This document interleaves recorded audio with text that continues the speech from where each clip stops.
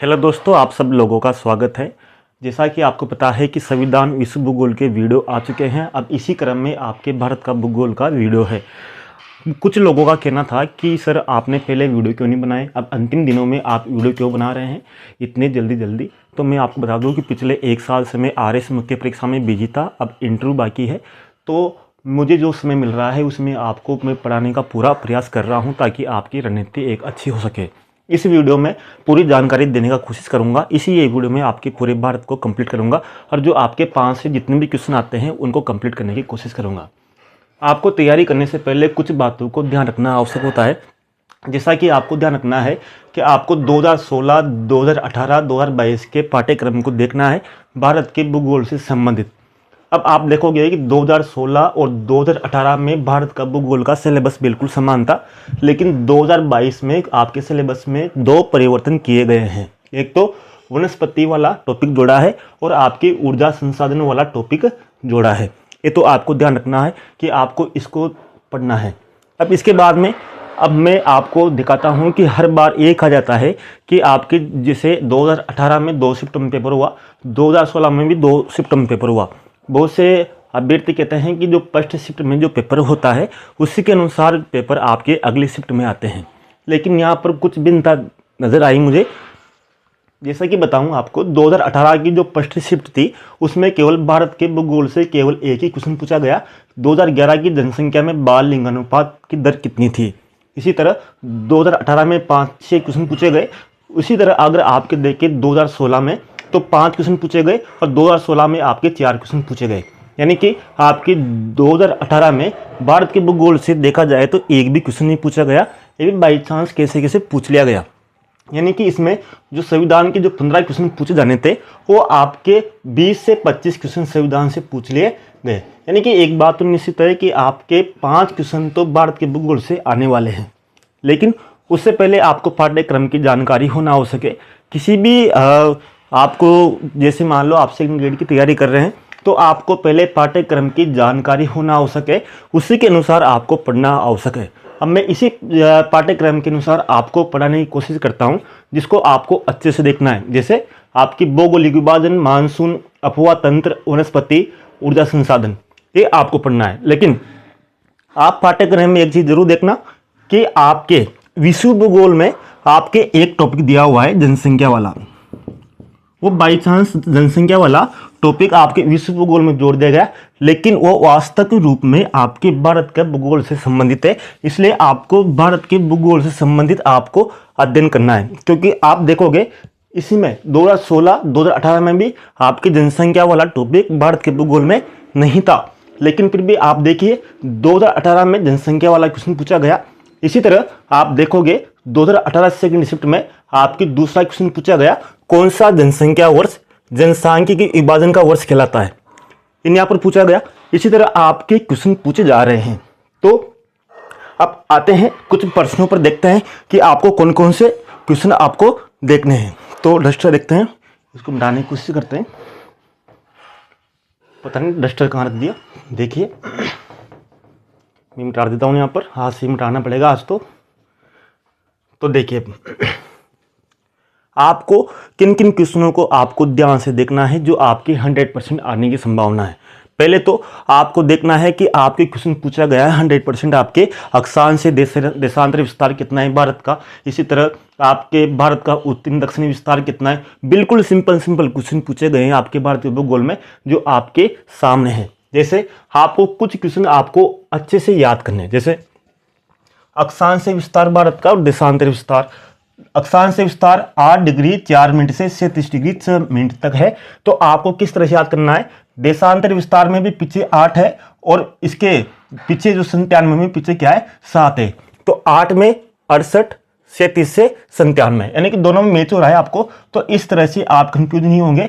37 के पीछे भी 7 है, 97 के पीछे भी 7 है और इधर 8 है, 68 में भी कितने 8 है। ये आपको ध्यान रखना है, क्योंकि बहुत सी बार ऐसे आता है 69 डिग्री, इस तरह से 4 ऑप्शन आते हैं तो उसमें कंफ्यूजन पैदा होता है। तो ये आपको ध्यान रखना है। लेकिन सबसे महत्वपूर्ण आपको ध्यान रखना है कि अक्षांश से विस्तार में कितना अंतर है, तो 29 डिग्री 2 मिनट का अंतर है और देशांतर विस्तार में 29 डिग्री 8 18 मिनट का अंतर है, ये आपको ध्यान रखना है। लेकिन साथ ही आपकी जो 82.5 डिग्री देशांतर की रेखा है, पूर्वी देशांतर, वो आपके मानक समय का निर्धारण करती है और ये 5 राज्यों से गुजरती है।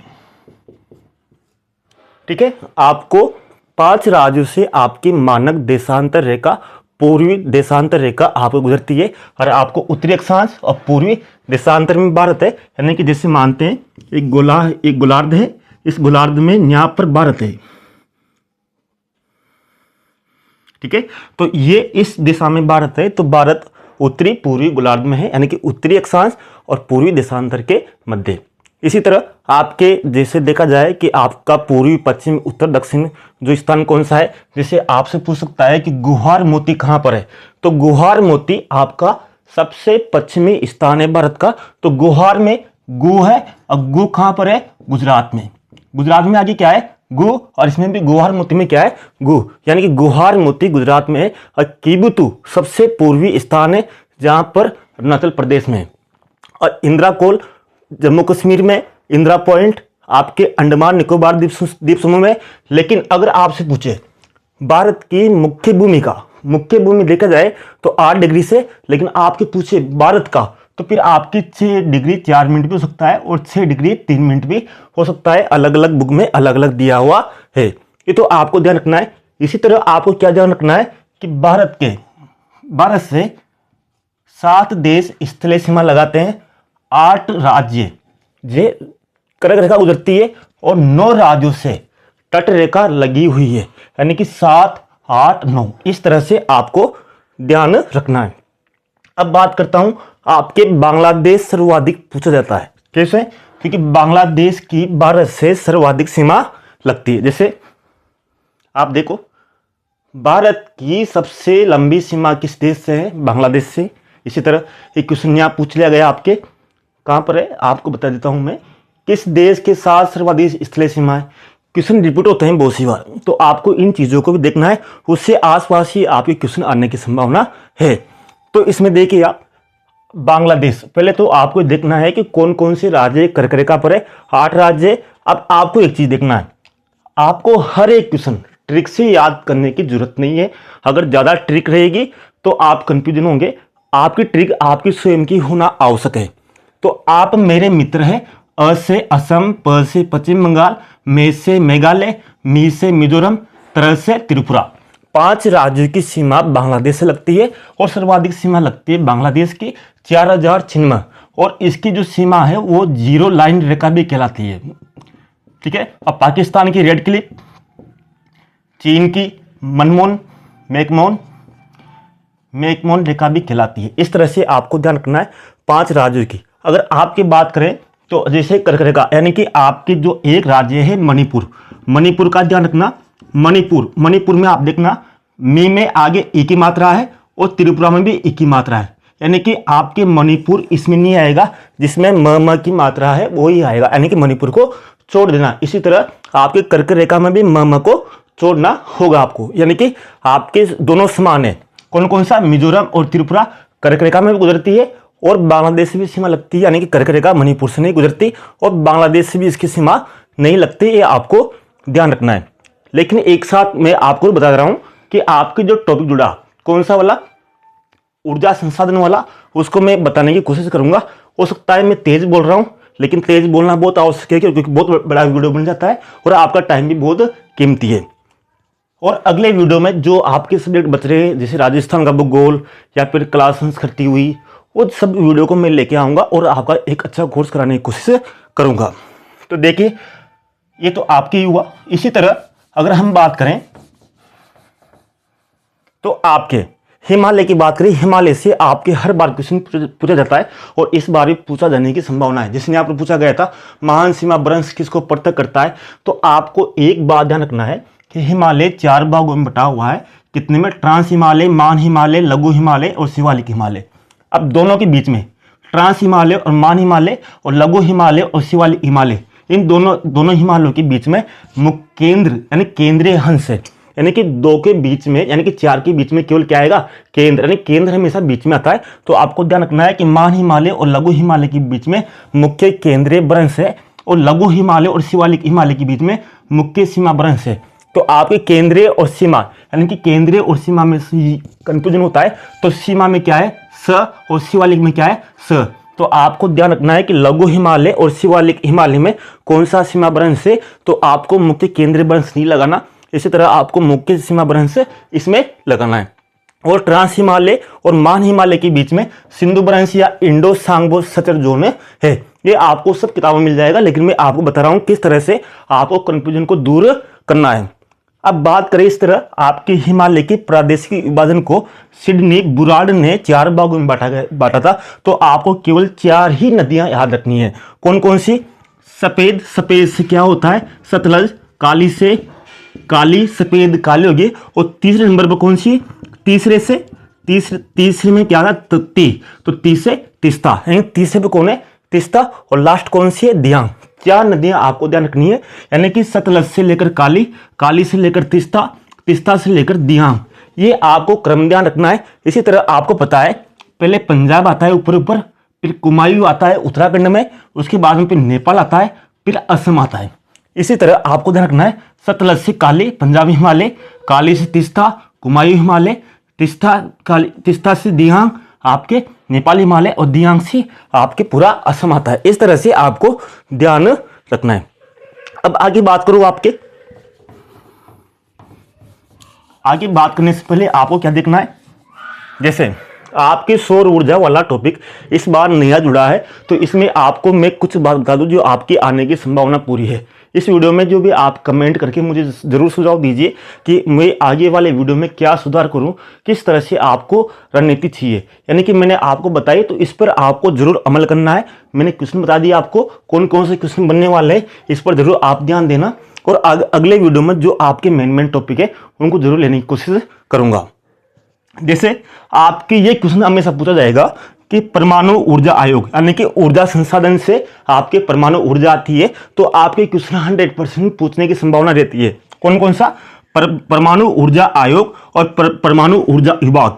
यानी कि परमाणु ऊर्जा आयोग की स्थापना कब हुई और परमाणु ऊर्जा विभाग की स्थापना कब हुई। तो देखिए दोनों में कंफ्यूजन होता है वहां पर पेपर में। एक आता है ऑप्शन वहां पर 1948 और एक ऑप्शन आता है 1952।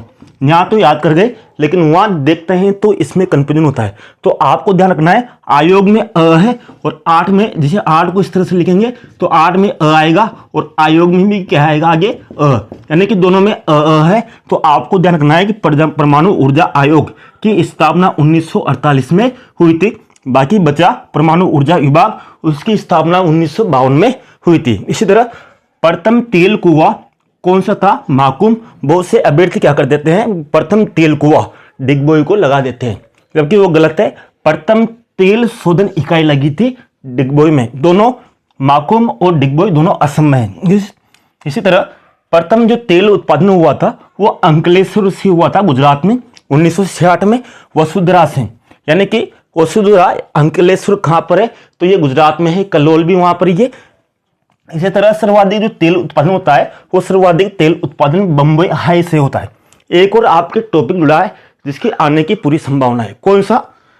देखिए सौर ऊर्जा। सौर ऊर्जा के उत्पादन में सर्वाधिक योगदान किस राज्य का है, यानी कि सर्वाधिक उत्पादन कौन सा राज्य करता है। अब राजस्थान जिस चीज में प्रथम है तो उसकी आने की संभावना 100% है। तो सौर ऊर्जा के उत्पादन में राजस्थान का प्रथम स्थान आ चुका है। बहुत सी गाइडों में बुकों में अभी भी राजस्थान को नहीं दिया गया है, पुराना टॉपिक चल रहा है। लेकिन अभी वर्तमान देखे जाए तो 6 महीने से राजस्थान सौर ऊर्जा के उत्पादन में प्रथम स्थान है, दूसरा स्थान कर्नाटक का है, तीसरा स्थान गुजरात का है। इसी तरह आपकी नाभिकीय ऊर्जा के कुल 17 प्लांट है, जिसमें 12 लग चुके हैं और 5 क्रियाशील है, यानी कि बनने वाले हैं। इसी तरह आपके तेल शोधन केंद्र आपके टोटल 23 है। इन चीजों को आपको ध्यान रखना है। इसी तरह बीकानेर में कौन कौन से तेल कुएं हैं? बागे वाला, अतूरी वाला, जैसलमेर में सादे वाला और कालरे वाला। ये चीजें आपको ध्यान रखनी है। और नेक्स्ट वीडियो में आपके जो भी टॉपिक बचे हुए हैं आपके मैं 10 या 12 दिन में आपके सेकंड ग्रेड का कोर्स पूरा कराने की कोशिश करूंगा।